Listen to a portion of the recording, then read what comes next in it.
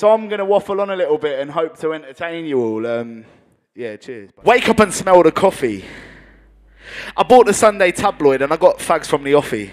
Reflection day for me after 6 on the trot non-stop, man. I need to evaluate the lot. I need to stop the rot. Move the queen, checkmate, stop the clock. Try to get my mind and my soul on lock. See, there's a hole to block to stop this boat sinking. If I want to stay afloat, I need to start thinking kind of smart. I'll write from the heart. I'll stick to the graft and I'll starve for the art. Real talk. My name's Tony LeTigre. I'm a hip-hop MC, spoken word artist, producer, everything hip-hop related, everything sort of UK underground hip-hop related. I'm your guy. But I'm a different kind of guy. I'm a friend you've never really liked. I'm a friend that your friends' friends have never really liked. But if your friends' friends ain't the friends that I like, then your friends' friends will get duppied in the ends. Like, I'm on a different vibe. My haircut's taxed from 1975, and that might not be the style that you like, and you'll say it out of spite, but the wordplay's still all right, I guess. See me here, I'm the Rat Pack revived. The swing didn't make it, but the swagger definitely survived. Apparel might have changed from back in the day, but notoriety and infamy are the same. I'll find it hard to explain how I'll get drunk and I'll end up skanking at a rave with the bright lights and the late nights and the big fights with the big knives and the big lives and the low lives and the drunk drivers, gambling with people's lives like they ain't priceless. And I'll try and stay away from the fights and the stupidness, but the truth is I'm like this too. When I've had one too many, I could kick shit off like Buckaroo. I'd think twice before stepping in if I was you. Like, if you're talking lyrically, it stems to American hip hop, really. That's what I listened to most growing up. So I'd say like Guru, out of Gangstar, like him and DJ Premier, like all round, they're my favourite artists, full stop. Talib Kweli, old school Kanye West. But going into the UK stuff, I'd say Brain Tax, Jest, Chester P, Farmer G, Task Force, those boys, they all killed it back in the day. Kalashnikov absolutely smashed it, and yeah, they're the people I really listen to a lot. So I draw a lot of influences from a lot of different styles, and I try and take the good bits from everybody. Not that there are, you know, some bad bits about people, but I take all the bits that I like and try and roll it into my own personal sort of image and persona. And that's, that's what I'm into, man. So I was like, let's put this into practice hypothetically. If I was broke and you were wealthy, would you pity me or would you help me? Or would you just carry on walking by thinking you were better than me? And she still looked confused. So I was like, let's flip this round. If you were broke and I was wealthy, would you envy me? Or would you just spend your days enlightened, mentally finding solace in religion, saying, this is the path God meant for me? She looked intrigued by this point. I was thinking, I'm onto the digits, man. I've got to carry on. Do you know what I mean?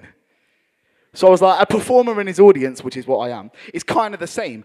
Like tonight, it's simple and plain. I came to entertain and you lot came to be entertained. She was like, yeah, go on. I was like, that's why I understand the pain you might feel when you have to turn to your friend later on today and say, I saw this guy do some spoken word in Waterstones today and it was kind of lame. I was like, but I'm not going to put that thought in your head because I clearly think I'm sick. I think there's a lot to be said for it. I think it goes, half the reason it's still underground is because people appreciate it but don't want to shout about it.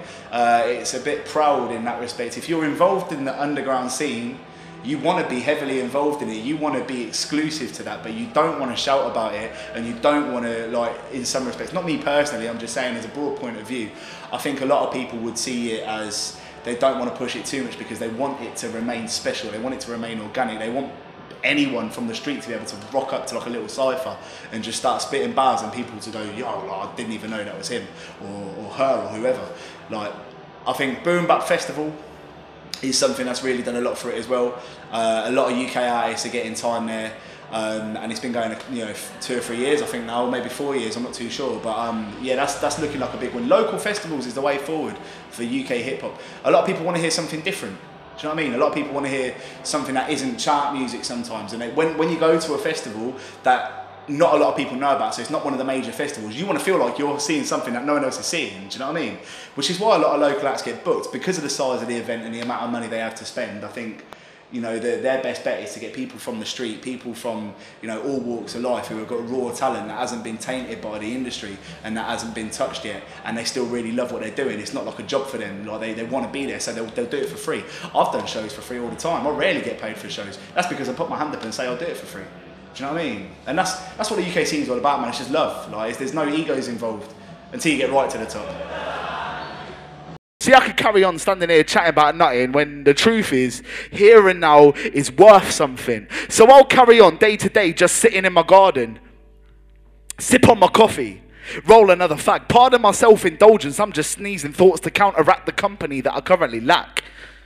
But I'm still rich in friendship. My boys show me love and spit lyrics on the tracks that I'm blessed with. And this last note is the most important for the night, and then I'll leave you all alone.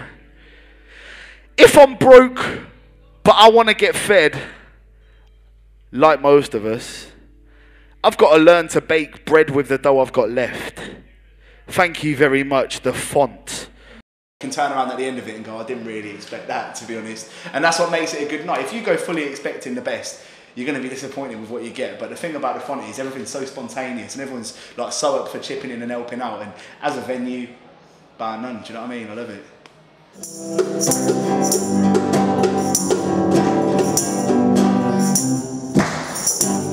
Yeah, that was really good stuff.